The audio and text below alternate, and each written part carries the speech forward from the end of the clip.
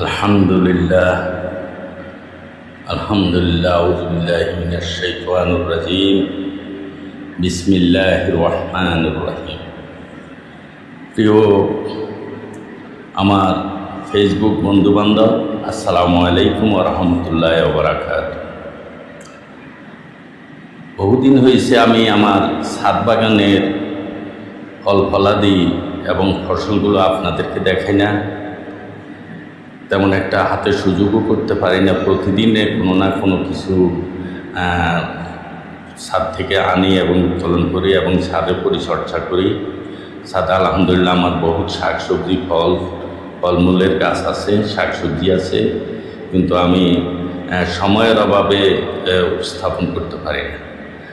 আজ কেন জানি মনে হলো কিছু সবজি আমি উত্তোলন করেছি। আজকে কেন জানি মনে হলো না, আমার বন্ধুবান্ধবকে যদি আমি না দেখাই তাহলে আমার খেতেও তৃপ্তি পাবো না। আলহামদুলিল্লাহ এই রমজানে প্রতিদিন আল্লাহ পাক রব্বুল আলামিন আমাকে শাকসবজি করার তৌফিক দান করেছেন এবং আলহামদুলিল্লাহ উনি ওনার নেয়ামতের ভাণ্ডার হইতে আমাকে এই পবিত্র রমজানে যে সমস্ত নেয়ামতগুলো দিয়েছে, আজকে তার কিছু অংশ আমি আপনাদেরকে দেখাবো। আজকে আমি সর্বপ্রথম দেখাবো আমার এই দেখেন ছাদ বাগানে যে এটাকে বলা হয় শৌখিনদা। এই শৌখিনদা শুধু এই দুইটা না, এই শৌখিনদা আমি প্রতিদিন দুই একটা করে এনে যখন 4-5টা হয়, 4-5টা হলে আমার ওয়াইফে ভাগ করে। এই দেখুন এটি হলো করলা, আজকে 3টা এনেছি। প্রতিদিন এরকম দুই একটা করে আনার পরে করলা দিয়া আলু দিয়া একটু খুব কড়া করে ভাজি করা হয়। আলহামদুলিল্লাহ খেতে খুবই মজা। আর এটা হলো শসা, এই যে তরকারি পাকানো শসা। আলহামদুলিল্লাহ প্রতিদিন এইভাবে একটা দুইটা এইভাবে করে এনে এরপরে তরকারি পাকানো। আর এটা হলো আমার ওই যে কি বলে পটবটি পূর্বে উত্তোলন করি না, বরবটির ফলন তেমন আসে নাই। আজকে শুধু এই 8-10টা পটবটি উত্তোলন করেছি আলহামদুলিল্লাহ। আর এটা হলো লেটুস পাতা। এই লেটুস পাতা দিয়ে আমার ওয়াইফ লেটুস পাতার বানান কি বলে এটা, লেটুস পাতার বড়া বানা, লেটুস পাতা দিয়ে তরকারি পাকা, লেটুস পাতা দিয়ে সালাদ বানানো হয়। আলহামদুলিল্লাহ খেতে খুবই মজা। আর সবসাথে বেশি মজা হলো লেটুস পাতার যে বড়াটা বানা হয় বেসন দিয়ে, ওইটা খুবই ইন্টারেস্ট খাইতে। আলহামদুলিল্লাহ আজকাল লেটুস পাতার বেসন বানানো হবে ইনশাল্লাহ। আর এটা হলো আলহামদুলিল্লাহ বেগুন, প্রতিদিন এরকম 2-4-10টা করে বেগুন উত্তোলন করা হয়। ইনশাল্লাহ বেগুন দিয়ে বেগুনি বানানো হয়, বেগুন দিয়ে তরকারি বানানো হয়। আলহামদুলিল্লাহ আল্লাহ আমাকে নেয়ামত দান করেছে। এগুলা খেতে যে কি একটা মজা। অবশ্য বাজারে শাকসবজির মূল্য একেবারে কম হলেও এটা নিজের সাবগৃহস্থির শাকসবজি। আলহামদুলিল্লাহ এটা খুব খেতে খুব মজা।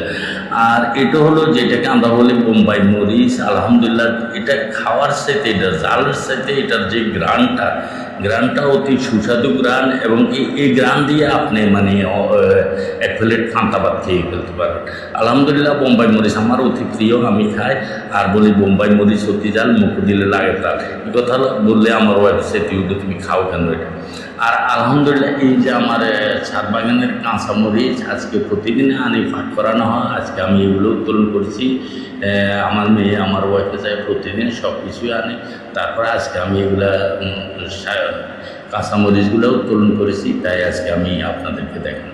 আর আলহামদুলিল্লাহ এটা হলো টমেটো। আমার ছাদ বাগানে টমেটো, এগুলো শেষ মুহূর্তে টমেটো, তো এই কারণে একটু ছোটো প্রথম হইতে অনেক বড় টমেটো হয়েছে। আলহামদুলিল্লাহ প্রথম হইতে অনেক টমেটোর ফলন আসছে। আলহামদুলিল্লাহ খেয়েছি। আর টমেটো দিয়ে আমার ওই বিশেষ করে ওই যে কী বলে এটার সস বানায়, সসগুলো খেতে খুবই মজা হয় আলহামদুলিল্লাহ। আর এটা হলো আপনার যেটাকে বলা হয় ম্যালিসার শাক। এই ম্যালিসার শাকটা এটা দিয়ে যদি আপনি মাছ দিয়ে ভর্তা বানানো হয়, তাহলে ইফতারি দিয়ে ফান্তা ভাত দিয়ে ইফতারি করতে বা গরম ভাত দিয়ে এই ভর্তাটা খেতে খুবই সুস্বাদু, খুবই মজাদার। যার জন্য আলহামদুলিল্লাহ আমি আমার ছাদে ম্যালিসার শাকও গৃহস্থী করতেছি। তো আপনারা দোয়া করবেন আলহামদুলিল্লাহ আমি আমার ছাদ বাগান যেন আরও আল্লাহর রহমতে প্রসারিত করতে পারি। ইনশাআল্লাহ আমার ছাদের মধ্যে যে নেয়ামতগুলা আল্লাহ পাক দিয়েছেন, আমি সেই নেয়ামতগুলো আজকে আপনাদের সম্মুখে উপস্থাপন করলাম। শুধু আমার জন্য একটু দোয়া করবেন, আল্লাহ যেন আমাকে আমার ছাদ বাগানের এই গৃহস্থী বা পরিচর্যা করতে যেন আল্লাহ আমাকে সেই শক্তি দান করেন এবং তৌফিক দান করেন। আলহামদুলিল্লাহ। আসসালামু আলাইকুম ওয়া রাহমাতুল্লাহি ওয়া বারাকাতুহু।